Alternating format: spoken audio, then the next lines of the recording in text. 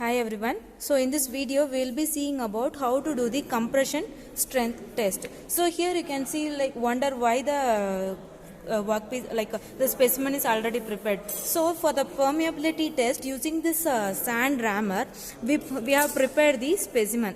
So the same specimen it can be used for three experiments. One, it can be used for permeability and it can be used for compression and shear test also to find out the compression strength and shear strength of a sand.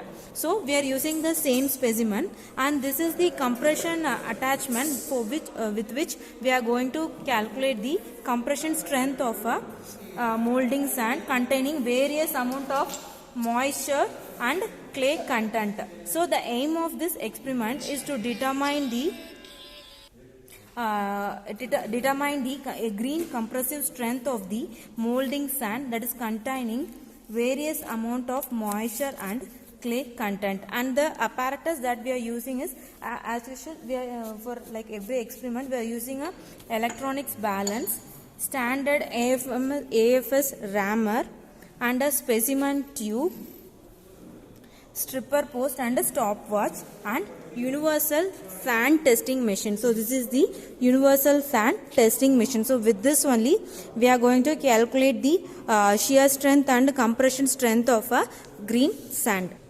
Now we are placing the attachment compression strength attachment in the universal sand testing machine. After that we need to place the specimen between the sand between this. So now we are placing the sand. We should take care while placing, like it should not be damaged. So the specimen is placed. After that we need to carry out the compression experiment, compression to calculate the compression strength. Initial reading.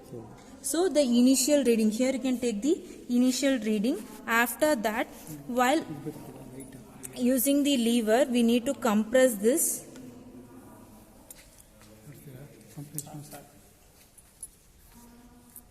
So after taking the initial reading you can see the movement.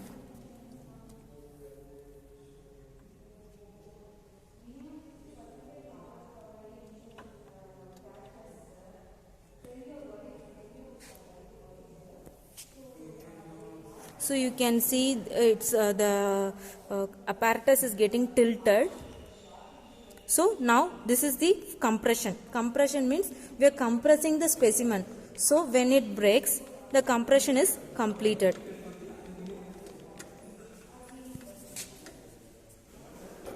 So after completing the compression, so this is a table that we are going to calculate the percentage of clay and percentage of moisture. So here you can see the percentage of sand. So this is how much we have taken grams, and this is the percentage of clay and water. So after compression, so the compression strength will be for this sand, clay and water, the compression strength will be, after calculating, it will be like 0.046. So like this we need to repeat it for three different weights.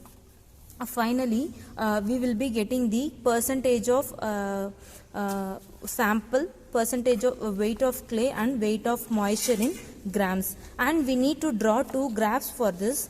One is based on the percentage of clay and the green compression strength, and second one is percentage of water versus green compression strength. So this is about this compression strength experiment. Thank you.